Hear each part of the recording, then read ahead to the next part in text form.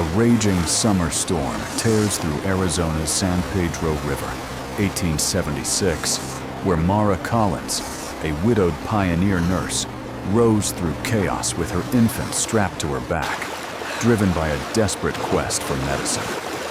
A cry from the rapids unveils a wounded Comanche warrior, his fate intertwined with a haunting relic from her past, a silver ring. Will their paths forge salvation or unravel secrets too dangerous to face? Subscribe now, share where you're listening from, and join us to uncover a tale of courage and forbidden bonds. Can a mother's heart outwit a vengeful hunter? Will love survive the frontier's wrath? Stay with us to find out. The San Pedro River churned red with mud, its banks lashed by a summer storm that howled through Arizona's frontier in 1876. Mara Collins gripped the oars of her weathered skiff, her infant daughter strapped tight to her back in a woolen sling. The wind tore at her faded bonnet, and rain stung her knuckles raw, but she rode on, driven by the fever burning in her child's tiny body. She needed medicine from the Fort Huachuca outpost, and no tempest would stop her. Lightning cracked the sky, illuminating twisted cottonwoods clawing at the clouds. Her arms ached, the river fighting her every stroke, but Mara's jaw was set like iron. She'd carved a life from this brutal land, and she'd be damned if it claimed her daughter. A faint cry cut through the storm's roar, sharp and human, from the rapids below. Mara's eyes narrowed, scanning the frothing water. There, tangled in a snarl of broken branches, a man thrashed weakly, his wrists bound with rawhide, blood trailing like crimson ribbons in the current. No one else was fool enough to be out in this deluge. Just her, the baby, and this stranger teetering on death's edge. Her heart thudded, not from fear, but from the stubborn instinct that had kept her alive since her husband's blood soaked the sand 2 years back. She muttered a quick prayer, more habit than faith, and angled the skiff toward the rapids. The river bucked like a wild mustang, slamming the boat against jagged rocks. Her daughter wailed, a piercing sound swallowed by the storm. Mara's boots braced against the hull, her oars biting water as she maneuvered closer. The man's head lolled, his dark eyes glassy but alive, locking onto hers with a flicker of defiance. A Comanche, she realized, his bronze skin marked by scars and fresh wounds. Her breath caught. Her husband had fallen to Comanche raiders, yet here she was, risking her neck for one. She shook off the thought, her dagger flashing as she sliced the rawhide bonds. With a grunt, she hauled him aboard, his weight nearly capsizing the skiff. "Don't you dare die on me," she growled, pressing her palms to his chest, forcing air into lungs that rattled like dry leaves. His eyes fluttered open, black as obsidian, bloodshot with pain. He tried to speak, but only a choked gasp escaped. Mara's hands moved fast, tearing a strip from her skirt to bind a gash on his shoulder. The baby's cries sharpened, and Mara's heart twisted. She was all her daughter had, and this gamble could cost them both. Yet she couldn't leave him to drown, not when those eyes held something more than pain, a spark of fight, like he'd clawed his way back from hell itself. The storm relented as she rode to a rocky overhang, its shadow offering shelter. She dragged the man ashore, his limp form heavy as wet sand. Her daughter quieted, exhausted, as Mara worked by lantern light, her nurse's training kicking in. She cleaned the wound, the air thick with the coppery scent of blood and the tang of sagebrush. The man stirred, his voice rough as gravel. "Why, white woman," he rasped, his English clipped but clear. Mara met his gaze, unflinching. "Because you're human, that's enough." He called himself Tahan, offering no more. His scars told a story of battles fought and survived, but it was the silver ring on his finger that stopped her cold. It gleamed faintly, etched with a pattern she'd know anywhere. Her husband's ring, lost when he died. Her pulse hammered. Was this man a killer who'd looted Vance's body, or something else entirely? She kept her face stone, hiding the storm in her chest. "Rest," she said, voice flat, as she tucked her daughter close. Tahan's eyes followed the child, softening for a moment before he muttered words in Comanche, low and rhythmic, like a prayer to the river itself. Dawn broke, painting the cliffs gold. Mara checked her daughter's fever, still hot, but steady. Tahan's breathing had evened, though his wounds would kill him without care. She boiled roots for a poultice, her hand steady despite the questions clawing her mind. That ring. That damn ring. As she worked, hoofbeats echoed in the distance, sharp and urgent. Her blood chilled. Cavalry, likely led by Lieutenant Abram Pike, a man whose hatred for Comanche burned hotter than the desert sun. He'd been her husband's friend, but his vendetta was no secret. Mara glanced at Tahan, then at the river's edge. Hide him or hand him over? The ring glinted, mocking her choice as the hoofbeats grew louder, closing in like a noose. The hoofbeats thundered closer, a relentless drumbeat against the storm-soaked cliffs of the San Pedro River. Mara Collins crouched beneath the rocky overhang, her infant daughter pressed to her chest. The Comanche warrior Tahan slumped against the stone, his blood seeping into the sand. The silver ring on his finger glinted in the dawn's faint glow, a ghost from her husband's grave that twisted her gut with questions she couldn't yet voice. She scanned the riverbank, the reeds trembling under the fading rain. Lieutenant Abram Pike and his cavalry were hunting, and Tahan was their prey. Mara's eyes flicked to her skiff, half hidden in the shadows. She could shove off, leave him to his fate, and save her child. But the ring, and the man's stubborn will to live, held her fast. She dragged Tahan deeper into the cave, his weight pulling at her shoulders like a sack of wet grain. Her daughter's fevered whimpers echoed softly, each one a spike in Mara's heart. She tucked the child into a crevice lined with her shawl, then turned to Tahan, his breathing shallow but steady. The cave smelled of damp earth and sage, its walls etched with faint carvings, spirals and antelope that spoke of older hands. Mara's fingers worked fast, peeling back the blood-soaked bandage to check the gash on his shoulder. The wound was angry but clean, and she smeared it with a poultice of crushed yarrow, its bitter tang cutting through the air. Tahan stirred, his voice a low rasp. "You should have left me to the river." His dark eyes held hers, searching, as if he could read the storm behind her calm. Mara's jaw tightened. "And let my daughter grow up knowing her mother abandoned a man to die. Not today." She glanced at the ring again, its etched pattern burning into her mind. "That ring," she said, voice low. "Where'd you get it?" Tahan's gaze flickered, not with guilt, but something heavier. Grief, maybe. "A debt," he said cryptically, and closed his eyes, shutting her out. The hoofbeats stopped, replaced by voices. Pikes, sharp as a blade, barking orders. "Search the banks! He's wounded! Can't have gone far!" Mara's pulse hammered. She grabbed a handful of wet leaves and scattered them over the blood trail leading to the cave. Her hands shook, not from fear, but from the weight of her choice. If Pike found them, it wasn't just Tahan's life at stake. Her own would be branded to raider for aiding a Comanche. She crept to the cave's mouth, peering through a curtain of dripping vines. Blue-coated figures moved like wolves along the river, their lanterns casting jagged shadows. Pike's silhouette stood tallest, his hat tilted against the dawn, his vendetta a fire that had consumed him since her husband fell. Mara returned to Tahan, who'd forced himself to sit, one hand clutching his side. "They'll find us," he said, his voice steady despite the pain. "Go, take the child." She shook her head, checking her daughter's fever. Hot, but not yet dire. I'm not leaving you to be butchered.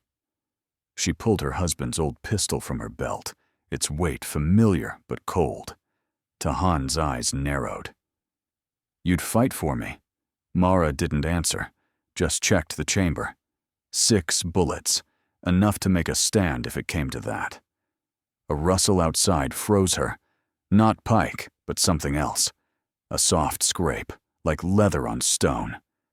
Mara signaled Tahan to stay silent, her grip tightening on the pistol. Through the vines, a shadow moved, low and deliberate.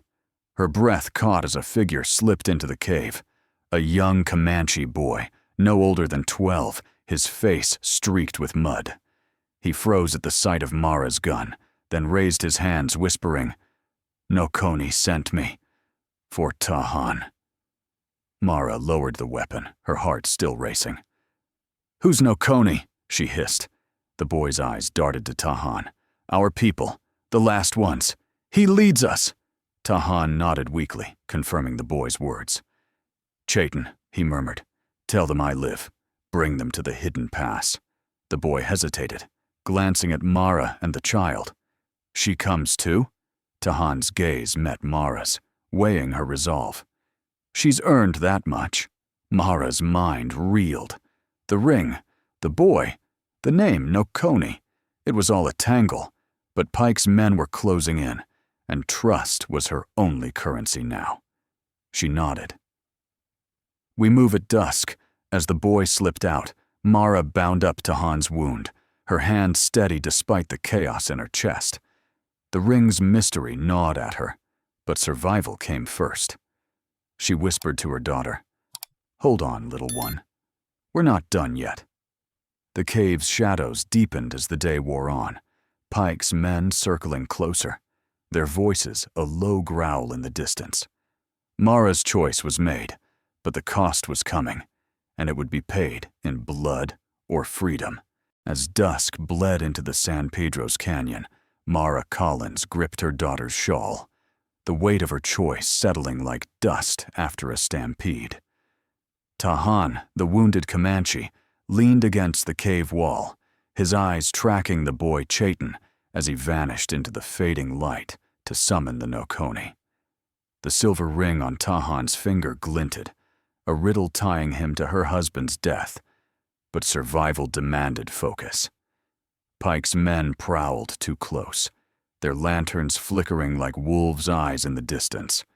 Mara checked her pistol, its cold steel a reminder of the blood that might yet spill. They'd move at nightfall, through a hidden pass only Tahan knew, gambling everything on trust and shadows. The air thickened with fog as they slipped from the cave, the river's roar muffled by mist that clung like ghosts to the junipers. Mara carried her daughter, the child's fever a quiet heat against her chest, while Tahan led, his steps sure despite the blood seeping through his bandage. The pass snaked through cliffs sharp as broken teeth, the fog swallowing their tracks. Mara's boots crunched on gravel, every sound a betrayal in the silence. Tahan paused, ear to the wind, then pointed to a narrow trail descending into a gorge. "The Nokoni wait beyond," he whispered. 2 hours, if we're swift."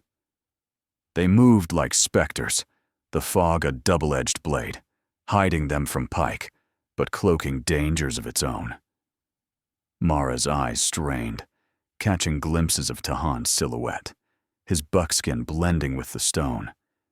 Her daughter stirred, murmuring, and Mara hushed her, heart twisting at the thought of what lay ahead. The ring's mystery gnawed at her. A debt, Tahan had said. But to whom? Vance's ghost haunted her steps, his face flashing in her mind, laughing, then lifeless in the sand. She pushed the thought down, focusing on the trail's slick stones. A low whistle pierced the fog, and Tahan froze, hand on his knife. Chayton emerged, his young face taut with urgency. Nokoni are close, but Pike's men split. Some circle back. Mara's stomach tightened. The cavalry was relentless, Pike's hatred a brand that burned through reason. "How many?" she asked. Chayton's eyes flicked to Tahan. 10, maybe more. They've got a tracker, Jed Crow."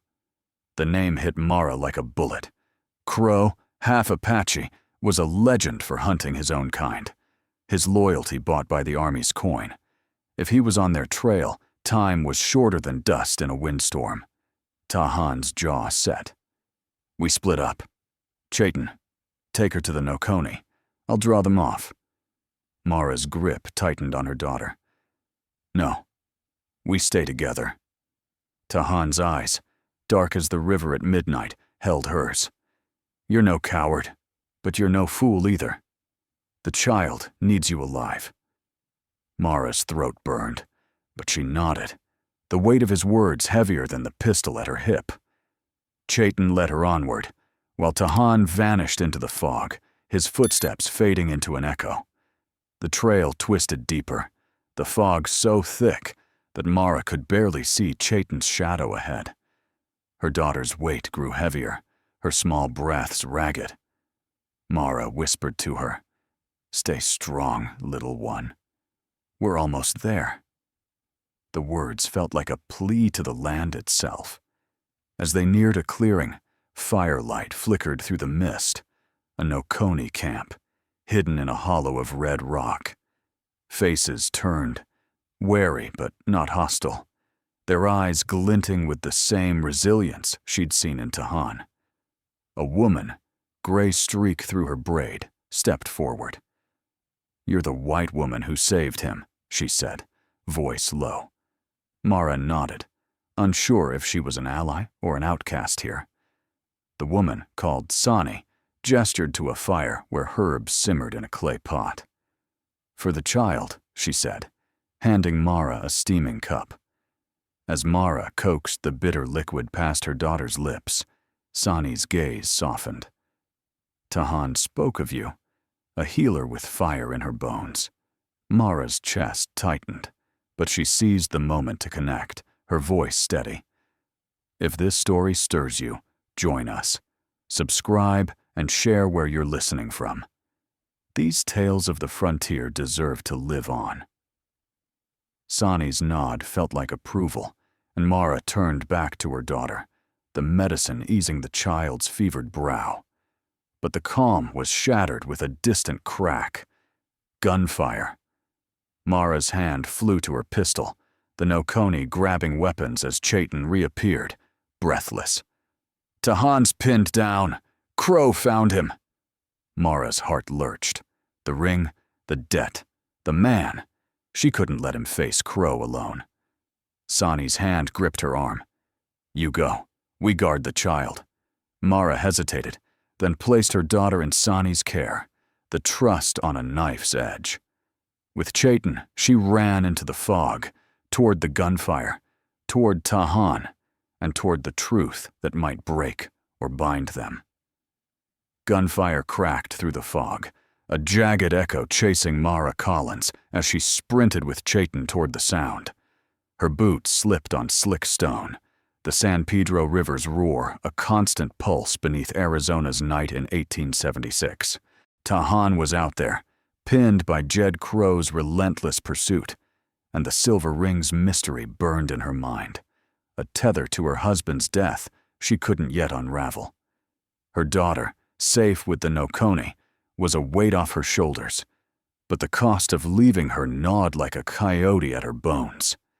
Chayton's young frame darted ahead, his breath sharp, guiding her through the mist toward a fight that could end them all. The fog parted, revealing a narrow ledge above a churning gorge. Tahan crouched behind a boulder, his buckskin dark with blood, his knife glinting as he scanned the shadows. Crow's voice cut through the night, cold and taunting. "You can't outrun me, Comanche. Not this time." A rifle shot sparked off the rock, and Tahan ducked, his face grim but unbroken. Mara slid beside him, her pistol drawn, her heart pounding like a war drum. "You're hurt," she hissed, eyeing the fresh blood on his side. Tahan's eyes flicked to her, fierce but steady. Not enough to die yet, Chayton whispered. Crow's alone, but Pike's men aren't far. The tracker's silhouette moved below, a lean shadow stalking the gorge's edge. Mara's grip tightened on her pistol. 6 bullets, no margin for error. Tahan pointed to a hidden trail sloping toward the river. The rapids lead to a pass. If we reach it, we lose him.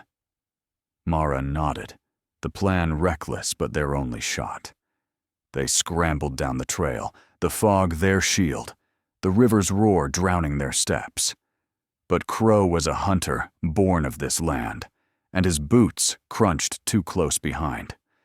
The San Pedro's rapids roared into view, white foam crashing against jagged rocks like a beast baring its teeth. Mara's skiff, stashed earlier, bobbed in the shallows, its hull scarred but sound. Tahan shoved it into the current, his strength faltering as he climbed aboard. Mara followed, her arms burning as she seized the oars. The river bucked, slamming them against a rock, and water sprayed cold as death across her face. Chayton clung to the bow, his young eyes wide but fearless, shouting, "Faster! He's coming!" Mara rowed, muscles screaming, the river fighting her like a living thing. A bullet whined past, splintering the skiff's edge. Mara ducked, her daughter's face flashing in her mind. Safe, but for how long? Crow stood on the bank, his rifle steady, his grin a slash of cruelty in the moonlight. "Row, damn it," Mara growled, her voice raw as she drove the oars deeper. Tahan, slumped against the hull, forced himself up, his knife ready despite the blood soaking his side. The rapids surged, the skiff spinning as it hit a whirlpool. Mara's arms locked, fighting to steer, when a rock loomed. The boat crashed, wood cracking like bone, and they plunged into the icy current. Mara's lungs burned as she kicked upward, one hand clutching Chayton, the other groping for Tahan. His hand found hers, strong despite his wounds, pulling them toward a shallow bank. They staggered ashore, coughing, the skiff a broken wreck behind them. Crow's laughter echoed, closer now, his boots splashing through the shallows. Mara's pistol was gone, lost to the river, but she grabbed a jagged stone, its weight solid in her hand. Tahan's eyes met hers, a silent agreement. They'd fight or die here. Chayton pointed to a crevice in the gorge wall, barely visible in the fog. "There! A cave!"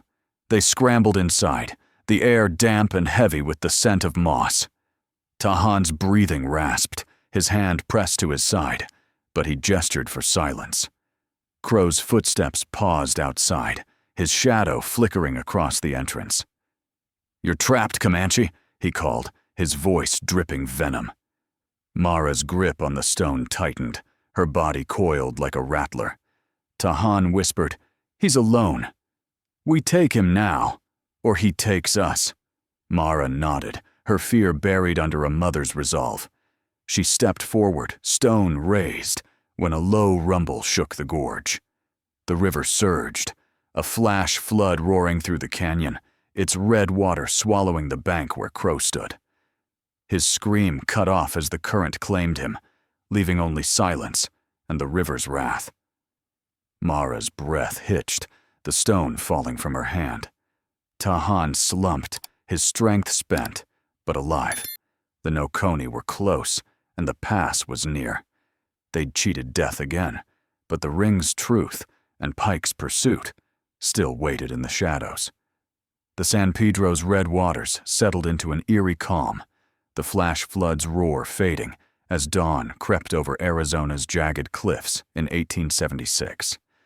Mara Collins steadied Tahan, his blood-soaked buckskin cold against her hands, his breath ragged but defiant. The cave's mossy air clung to her skin, and Chayton's young eyes darted to the entrance, watching for Pike's men. The silver ring on Tahan's finger, a haunting link to her husband's death, still burned in Mara's mind. But the Nokoni camp was close, and survival demanded she move. The pass lay ahead, a narrow thread through the canyon, promising freedom or a trap.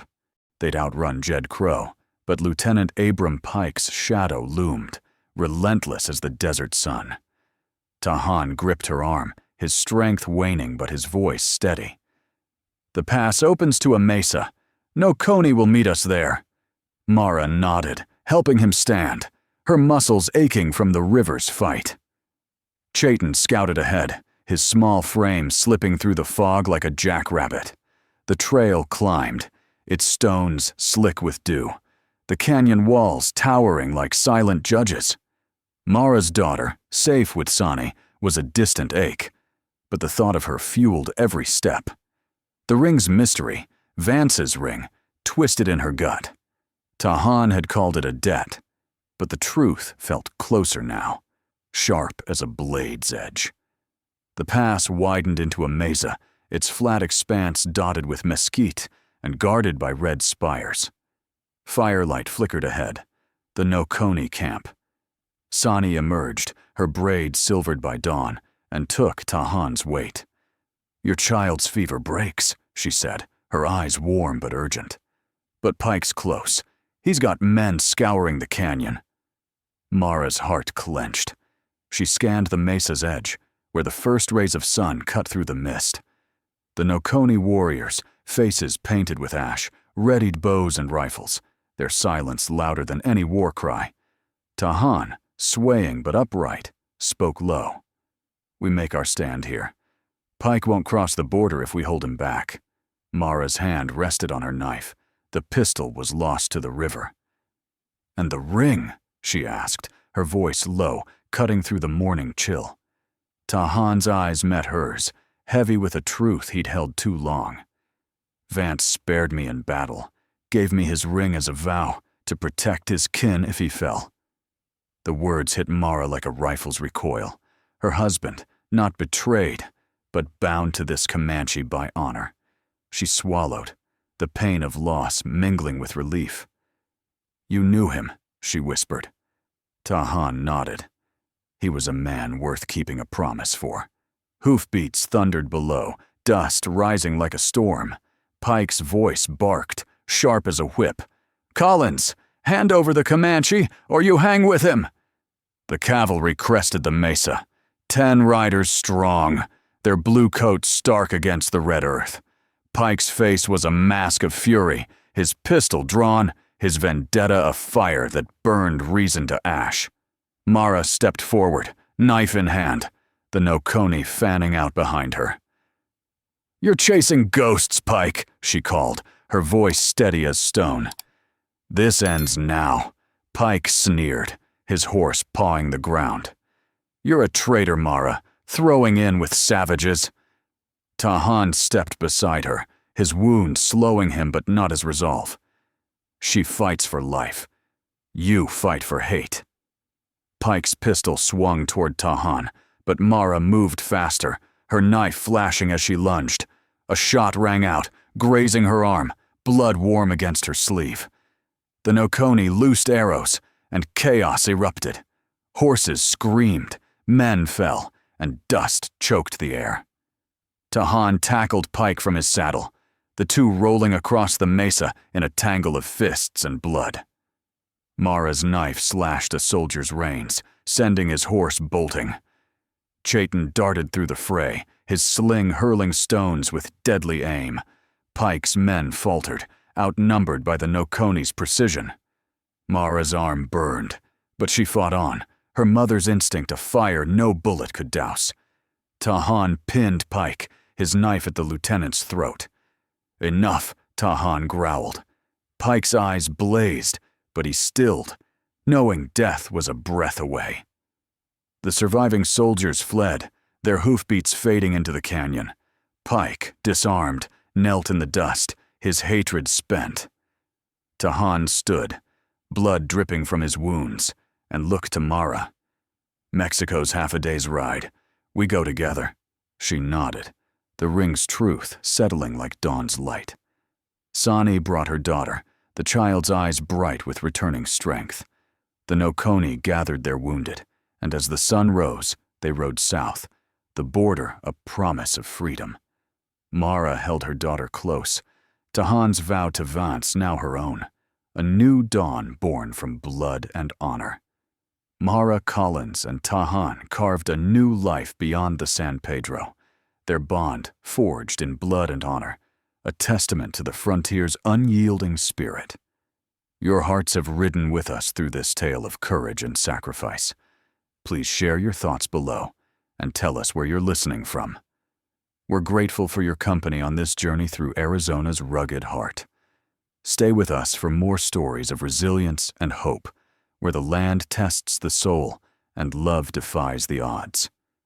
Until we meet again by the river's edge, keep the fire of these tales burning.